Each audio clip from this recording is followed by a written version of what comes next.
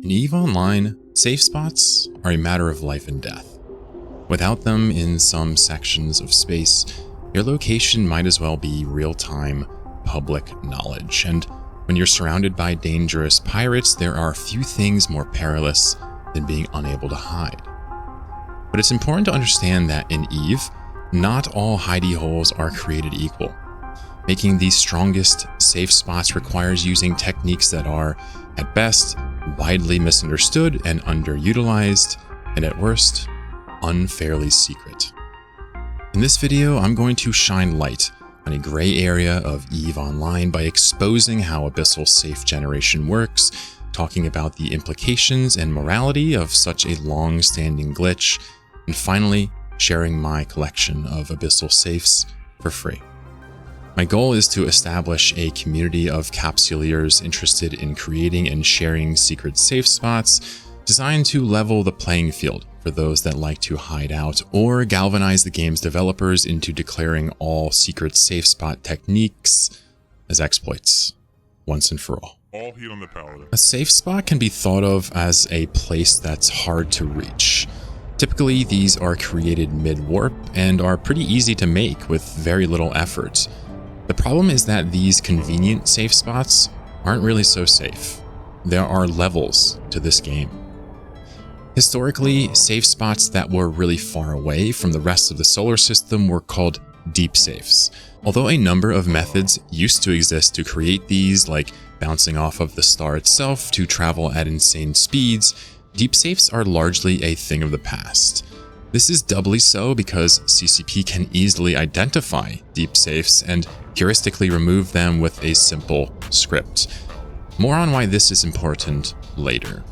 These days, the safe spots we have to work with are much more tame and even lend themselves into neat little categories.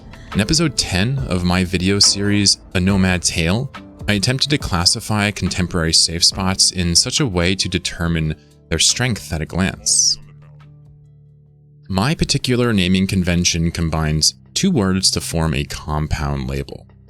The first word determines distance: close, far, and true.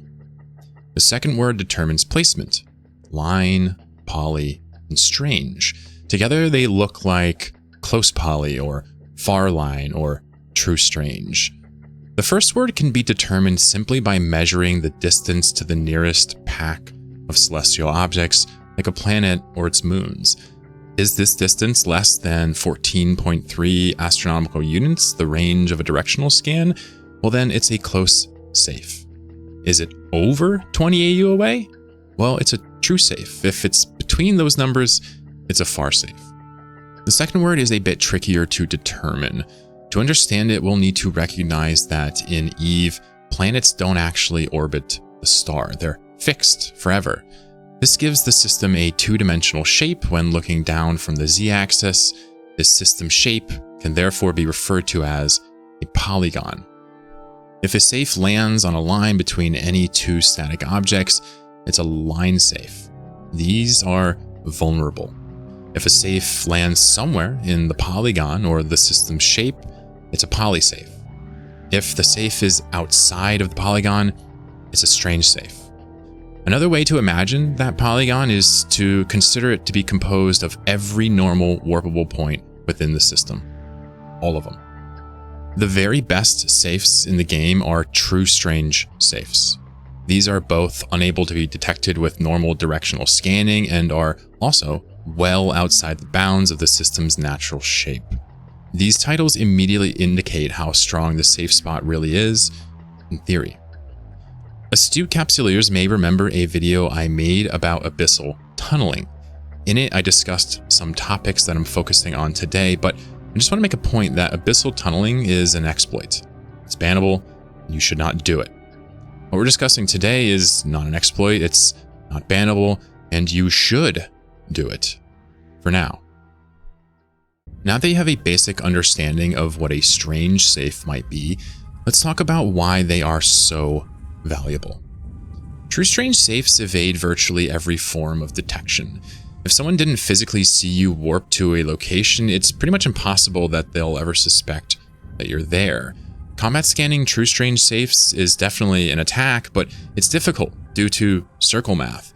The farther away you are from the center of the system, the more surface area they'd have to search with the combats to find you from scratch. It's not easy.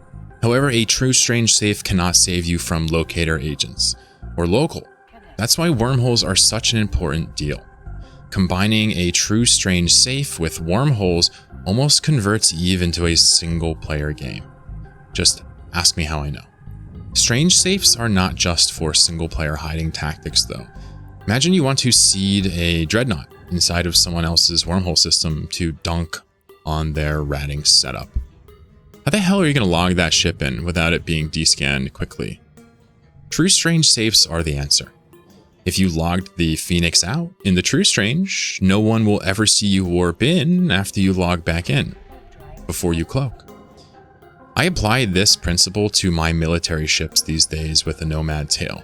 Nobody ever sees me coming anymore because I'm so far away. This is really why I don't die in combat like I used to anymore. But it goes even further than that. I use command industrial ships in siege mode, drop jet cans, and generally just make myself at home at true strange safes. Of course, I keep an eye out for those that might detect me, but it's such a lopsided affair. I can see them coming years before they even realize they're being watched. Not to mention there are ways to fight combat scans, all of which pair nicely with true strange utilization. Strong stuff. Because EVE is an older game and an MMO at that, there are numerous issues the developers struggle with to this day. One of these is the idea of a daily downtime to run maintenance on the server. Although this is a required thing on games this old to keep it healthy, it causes a number of problems, one of which directly relates to today's topic. Because downtime forces everyone's clients to shut down simultaneously, if you time it right, some pretty wonky things can happen. Notably, if you are inside of an abyssal area during downtime, the next time you log on, you'll appear at a random location in the system you were previously in. That's it. That's how most folk make true strange safes these days. Activate an abyssal filament with under a minute remaining and let downtime kick you off. It gives you a 60-second invulnerability timer when you enter, so you don't even have to move. The rats won't target you. It's that easy. But remember, even though you'll generally get a true strange safe, or at least a far strange from this technique, it does eject you at a random location within the generalized area of the system. You will not get deep safes from this, and it may end in locations that are no good to you, but usually it's a true strange, because of math. Generating true stranges via the abyssal safe method like this is easy. You can do it on multiple characters every day. It's fail-proof, basically. However, there's another method that's significantly harder to pull off that's worth mentioning in this video, and that's the tunnel bug. Using the same method I explored in the Digging Abyssal Tunnel video, you can generate true strange safe spots simply by being in a warp tunnel from something like a Stargate when downtime kicks you off. However, this is no easy task. It's a very small window, and downtime kicks you off randomly. Try it sometime. It's difficult. The abyssal safe generation method is hardly a secret, but it is not widely understood. Many Capsuleers know of it, but have not tried it or think it's too complicated. I'm here to tell you that it's easy, and that you should be doing it. However, what it is not is fair. That's right, I'm arguing that these gray area secrets are generally bad for the game, despite abusing it myself for years now. Creating true strange safes in this way is not against the TOS, and it won't get you banned, but it's hush-hush, and I really feel like it shouldn't be. So on top of very publicly explaining how to use abyssal safe generation to create true strange safes, I want to go a step further. I want to share the true strange safes that I've built up over the years with you, the public. These are mostly in wormholes, but I do have some in New Eden too.